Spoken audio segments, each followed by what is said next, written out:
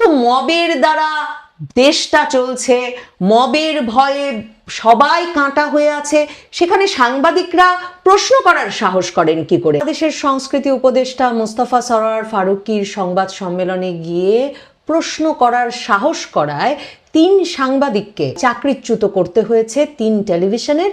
কারণ এই অন্তর্বর্তীকালীন সরকার আগে যেমন হাসনাতকে পাঠিয়ে সময় টিভিতে চাকরিচ্যুত করার ব্যবস্থা করেছিলেন, কিংবা টেলিভিশনে পেটোয়া বাহিনী পাঠিয়ে ভাঙচুর করে, মব পাঠিয়ে সারা অফিস তছনছ করে এক একটি অফিসের সাংবাদিকদের পরিবর্তন করেছেন, যার ফলশ্রুতিতে ডিসেম্বর মাসে পত্রিকাগুলোই এত সেন্সরশিপ আর চাপের মধ্যে, ভয়ের মধ্যেও লিখেছে যে অন্তত 150 সাংবাদিককে চাকরিচ্যুত করা হয়েছিল শুধুমাত্র ডিসেম্বর পর্যন্ত। এখন মোস্তফা সরোয়ার ফারুকীকে প্রশ্ন করার অপরাধে এক নতুন মব বাহিনীর উদ্ভব হতে দেখা গেছে। জুলাই রেভলিউশনারি অ্যালায়েন্স, মানে জুলাই বিপ্লবের জন্য ঐক্যবদ্ধ এই অ্যালায়েন্স ঘোষণা দিয়েছে যে মোস্তফা সরোয়ার ফারুকীকে, সংস্কৃতি উপদেষ্টাকে ফ্যাসিস্টের দোসররা প্রশ্ন করেছে। এই প্রশ্নগুলো হাসিনাপন্থী প্রশ্ন হয়েছে এবং এই প্রশ্নের শাস্তি হিসেবে যদি এই টেলিভিশনগুলো তাদের এই সাংবাদিকদের চাকরিচ্যুত না করে, তাহলে তারা দলে বলে ওই সব টেলিভিশনে গিয়ে হাজির হবে। টেলিভিশনগুলো কি পাগল হয়েছে? তাদের লাখ লাখ কোটি কোটি টাকার এসব যন্ত্রপাতি নিয়ে এসব টেলিভিশন ভবন রক্ষা না করে, যন্ত্রপাতি রক্ষা না করে, অন্য কর্মীদের জীবন এবং তাদের ব্যবসা রক্ষা না করে সাংবাদিকের চাকরি রক্ষা করতে যাবে? তারা খুব দ্রুততম সময়ে ব্যবস্থা নিয়েছে। 3 টেলিভিশন থেকে 3 সাংবাদিকের চাকরি চলে গেছে। দীপ্ত টিভি তো এতটাই সাবধান হয়ে পড়েছে যে তারা চিরতরে অনির্দিষ্টকালের জন্য তাদের সংবাদ প্রচার বন্ধ করার ঘোষণা দিয়ে দিয়েছে। এখন এই 3 সাংবাদিক, আসলে সাংবাদিকদেরও ভীষণ বাড় বেড়েছে।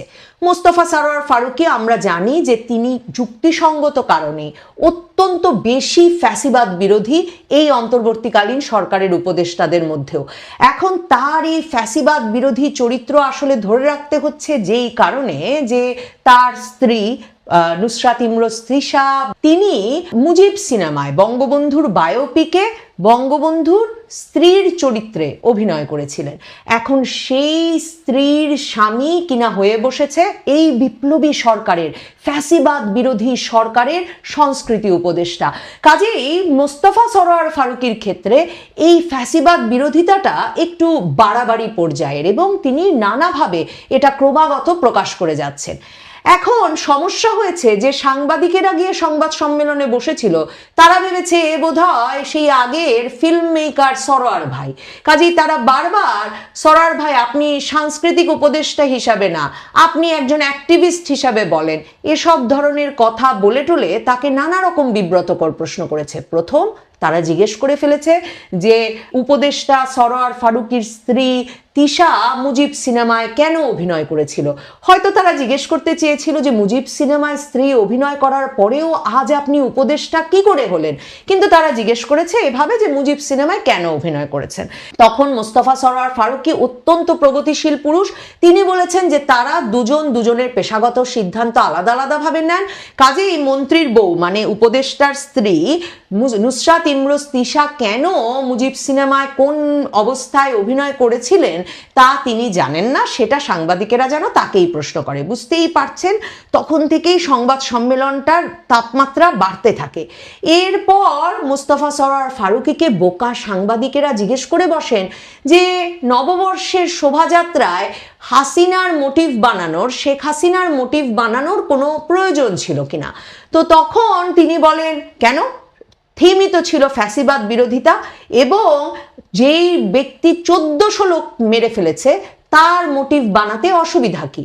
তো তখন সাংবাদিক প্রশ্ন করে বসেন 1400 লোক যে একজন মানুষ মেরে ফেলেছেন এটা কি আপনি বলতে পারেন? এটা তো একটা রাজনৈতিক বক্তব্য, এটা তো বিচার হতে হবে, প্রমাণ হতে হবে, তারপর বলতে হবে। তখন মোস্তফা সরোয়ার ফারুকী আরো রেগে যান, তিনি রেগে গেলে বেশি বেশি ইংরেজি বলেন। তখন তিনি বলতে থাকেন যে জুলাই মাসে আপনি কোথায় ছিলেন, সবার চোখের সামনে নাকি ঘটেছে যে 1400 ব্যক্তিকে শেখ হাসিনা মেরে ফেলেছেন এবং তিনি বলেন জাতিসংঘের প্রতিবেদনে এই কথা বলা আছে। এই অবস্থায় মনে করিয়ে না দিলেই নয় যে জাতিসংঘ প্রতিবেদনে পরিষ্কার বলা আছে এই 1400 জনের মৃত্যু হয়েছে 1 জুলাই থেকে 15ই আগস্ট পর্যন্ত। তাহলে 5ই আগস্টের পর মৃত্যুর হিসাবগুলো কে দেবে? শেখ হাসিনা 5ই আগস্ট হেলিকপ্টারে উঠে চলে যাওয়ার পর কারা মারলো বাকিদেরকে? আমরা সাংবাদিকদেরকে তো জানতে চাইতে হবে যে 5ই আগস্ট পর্যন্ত কতজন মৃত্যুবরণ করেছেন এবং 5ই আগস্ট থেকে 15ই আগস্ট পর্যন্ত কতজন মৃত্যুবরণ করেছেন। এই যে ডক্টর মোহাম্মদ ইউনুস আল জাজিরায় গিয়ে বলে এলেন, মোস্তফা সরোয়ার ফারুকী বাংলাদেশের সাংবাদিকদেরকে ধমকে বলে দিলেন যে জাতিসংঘ বলে দিয়েছেন শেখ হাসিনা মেরেছেন 1400 জনকে।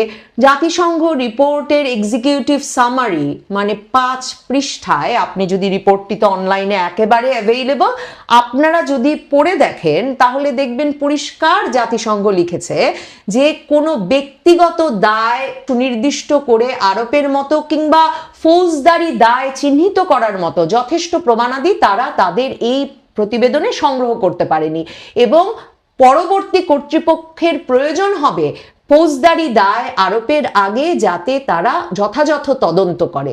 দেখুন, জাতিসংঘ প্রতিবেদনে কিন্তু পরিষ্কার আছে একটা পদ্ধতিগতভাবে বাংলাদেশে জুলাই আগস্ট আন্দোলন দমনে বাংলাদেশের আইন শৃঙ্খলা রক্ষাকারী বাহিনী ব্যাপক নির্যাতনের ঘটনা ঘটিয়েছে, বিচার বহির্ভূত হত্যাকাণ্ডের ঘটনা ঘটিয়েছে এবং এগুলো এমনকি আন্তর্জাতিক আইন লঙ্ঘনকারী অপরাধ পর্যন্ত হয়ে থাকতে পারে।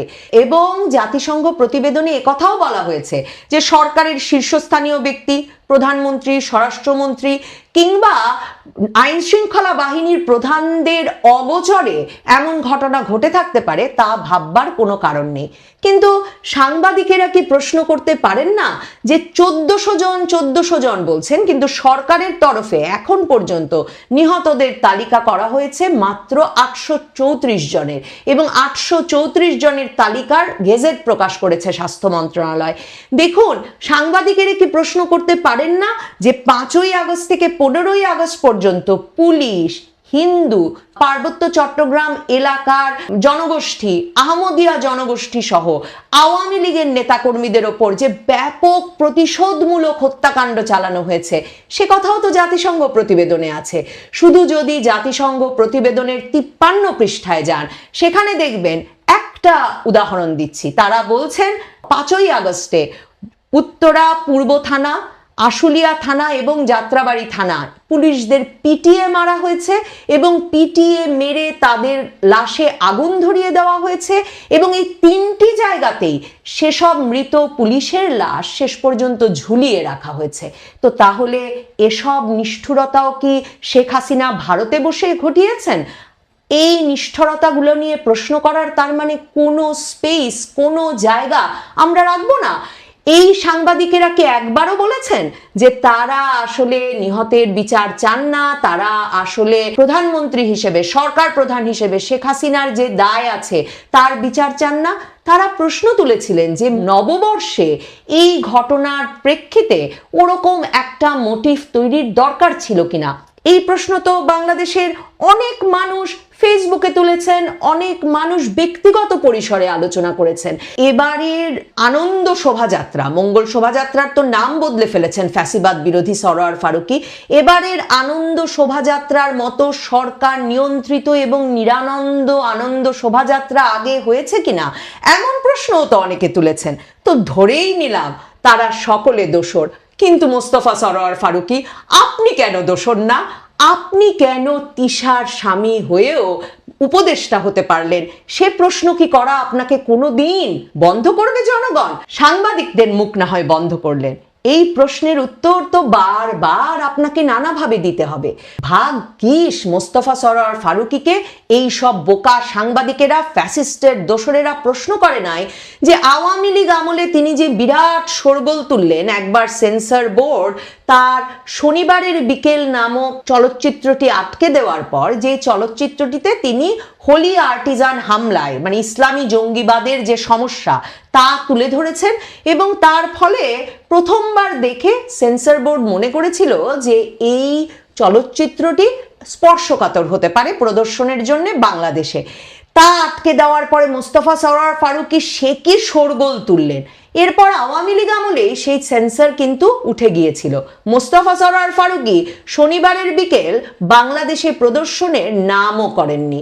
এবার 5ই আগস্টের পর তিনি উপদেষ্টা বনে গেছেন, কিন্তু এখনো তার সেই ইসলামী জঙ্গিবাদ বিরোধী হোলি আর্টিজান হামলার ঘটনার ওপর নির্মিত চলচ্চিত্র শনিবারের বিকেল দেখবার সৌভাগ্য হয়নি বাংলাদেশের দর্শকদের। ভাগ্যিস এই বিব্রতকর প্রশ্নটি করে বসেননি বাংলাদেশের কোনো সাংবাদিক। মোস্তফা সরোয়ার ফারুকী এখন ফ্যাসিবাদের বিরুদ্ধে সংগ্রামে আছেন। মাঝখান দিয়ে কঠিন কঠিন প্রশ্ন করে বিপদে পড়ে গেলেন 3 সাংবাদিক, চাকরি হারালেন। জুলাই রেভলিউশনারি অ্যালায়েন্স বলে দিয়েছে, সেখানে গিয়ে দেখছি লোকজন লিখছে শুধু চাকরি হারালে হবে না, এদের বিচার করতে হবে। বাংলাদেশের এই জনগোষ্ঠীটার কাছে বিচার মানে গণপিটুনি দেওয়া, লাশে আগুন ধরিয়ে দেওয়া, তারপর ঝুলিয়ে রাখা, যেই কাজ তারা জুলাই আন্দোলনের শুরু থেকে বারবার পুলিশ সদস্যদের বিরুদ্ধে করেছেন।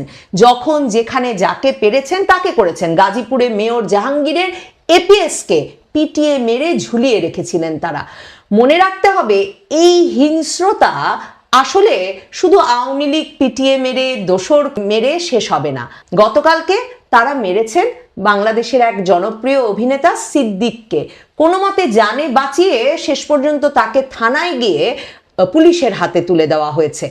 কিন্তু আমরা জানি বাংলাদেশে মানবাধিকার সংগঠনগুলো বলছে গণপিটুনি সংখ্যার দিক দিয়ে রেকর্ড করেছে আগস্ট মাসের পর থেকে। তো মবের দ্বারা দেশটা চলছে, মবের ভয়ে সবাই কাঁটা হয়ে আছে, সেখানে সাংবাদিকরা প্রশ্ন করার সাহস করেন কি করে? ভাগ্যিস সাংবাদিকেরা প্রশ্ন করেন নাই যে ফ্যাসিস্টের দোসর সিদ্দিক রাস্তায় মার খাবেন আর কেউ কেউ মন্ত্রী হবেন কেন।